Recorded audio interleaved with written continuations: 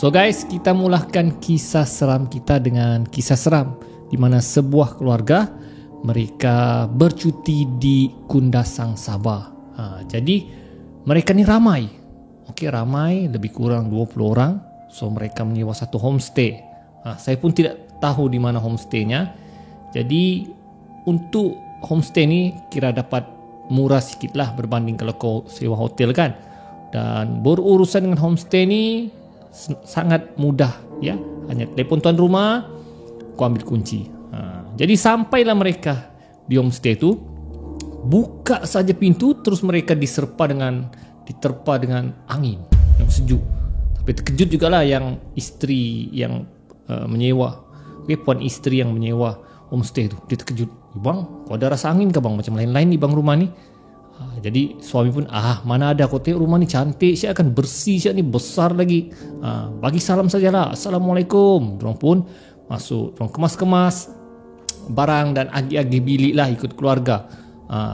Jadi lepas saja mereka agikan semua, mereka tidaklah stay lama, terus round-round dulu di kawasan Kundasang. Banyak tempat-tempat bercuti lah kalau di Kundasang. Kalau anda pergilah, ada di Desa Farm, ada Arnab Village, ada tempat ikan gigit tanah tu kan, ada pouring, banyak tempat. Okey, ada Taman Strawberry, banyak tempat di Kundasang kalau anda pergi. Dan view di Kundasang, guys, memang cantik, ibarat di New Zealand. So setelah penat mereka berjalan, mereka pun pulang semula ke homestay dan agak lewat malam lah sedikit diorang pulang sebab round 1 Kundasang kan. Jadi semasa mereka rehat di bilik, mereka letaklah beberapa piring. Okey, piring selepas mereka makan diorang cuci dan letak di atas meja. Tiba-tiba ketika mereka berehat di bilik masing-masing, mereka terdengar bunyi piring jatuh di dapur. Tang tang tang tang tang tang. Kemudian tang tang tang tang jatuh lagi. Jadi orang terkejutlah. Siapa di dapur? Anak buah kah dia cakap kan? Adik sepupu kah? Jadi bila mereka tengok, tidak ada seorang pun. Ya, yang puan isteri itulah, dia tengok tidak ada satu orang pun di dapur. Hanya lampu off. Jadi dia heran lah, ada kucing kah masuk? Jadi dia hidup lampu dapur, dia tengok ada 2 piring berada sudah di atas rantai.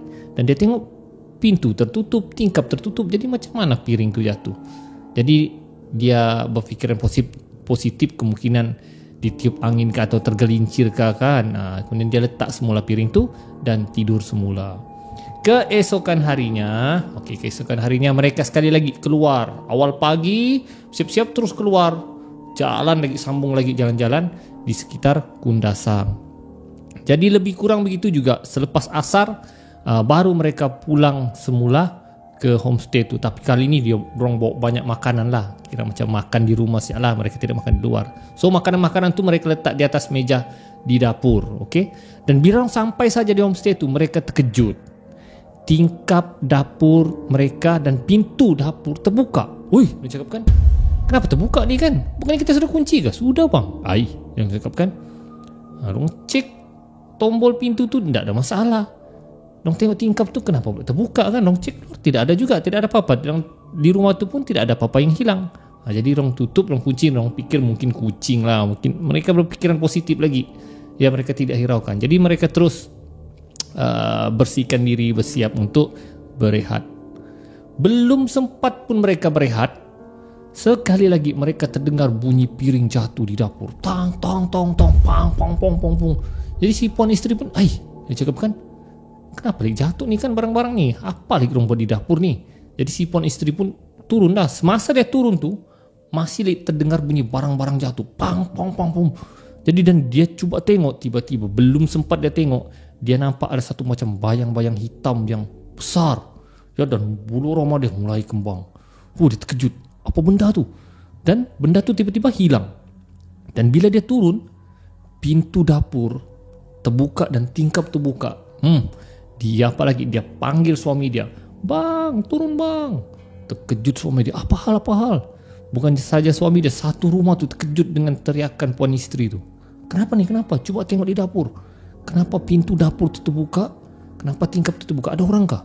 Dan bila semua orang turun pergi tengok di dapur tu, guys, tingkap tu buka, pintu tu buka, dan guys, makanan yang diorang tapau tadi, yang diorang bungkus letak di atas meja, berhamburan di atas lantai. Woi, dia cakap, ya Allah, apa yang berlaku ni? Bilang suami dia lah kan. Dan dia punya sepupu-sepupu pun heran, apa ni, kenapa berhambur ni? Jadi diorang selamatkan makanan yang masih bersih tu, diorang selamatkan lah. Yang kotor tu diorang ambil dan diorang buang. Jadi mereka sudah mulai takut. Diorang cakap, mesti ada gangguan di rumah ni bang. Telepon tuan rumah bang. Jadi dia pergi telefon tuan rumah dan ceritakan segala-galanya. Guys, tapi tuan rumah dia cakap, oh memang tu dia cakap, rumah tu ada penunggu, dia cakap. Tapi jangan risaulah, saya sudah pagar tu. Astaga, kenapalah tuan rumah tu tidak bagi tahu awal-awal dengan penyewa. Jadi marah juga orang, kenapa tuan tak bagi tahu rumah ni ada penunggu? Relax lah, itu perkara biasa bilangnya. Jangan risaulah, saya sudah pagar, tak ada apa-apa tu. Punyalah tuan rumah tu cakap begitu. Kenapa dia nak cakap rumah tu memang ada penunggu? Jadi mereka tak puas hati. Esoknya mereka mau check out terus. Jadi malam tu masa mereka tidur, mereka terdengar macam-macam bunyi, ya. Bunyi tapak kaki, bunyi suara orang, ya. Padahal semua orang berkurung di bilik ni. Sampai satu masa mereka terdengar pintu dapur tu terbuka. Padahal orang sudah kunci ni, orang sudah lock. Ya, dengar bunyi pintu tu macam bak, bak. Dan tingkap terbuka. Dan sekali lagi piring-piring di dapur yang sudah dong kemas berjatuhan lagi. Tapi tidak ada satu orang pun berani keluar dari bilik. Semua berdoa agar cepat siang. Dan malam tu hampir semua orang yang orang dewasa lah, hampir semua orang tidak tertidur kerana dengar bunyi-bunyian. Dan keesokan paginya bila mereka cek, betul guys, piring-piring tu berhamburan. Jadi dorang susun cepat-cepat. Jam 6 pagi tu dorang terus check out kemas. Dan telefon tuan rumah, kami check out hari ini juga. Kunci kami tinggalkan di rak kasut tempat asal. Orang cakap, tuan rumah tu cakap dengan, alah relax lah dengan, kamu boleh check out jam 12. Oi, kami tidak tahan dengan gangguan, dia cakap di rumah ni. Tuan rumah tu ketawa lagi. Dia begini, dia cakap dengan, memang rumah tu ada penunggu, dia cakap. Tapi penunggu tu tidak mengganggu, melainkan dia cakap ada di antara keluarga kamu membelah jin. Oh, marahlah dia cakap, kau tuduh pula keluarga kami membelah jin, sedangkan rumahmu yang berjin. Sudah boleh, kami bukan tidak pandai jaga solat, orang cakap. Kami bukan tidak baca Al-Quran.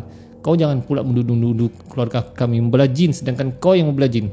Ini kali terakhir kami sewa homestay kau lagi. Orang cakap dengan tuan rumah tu.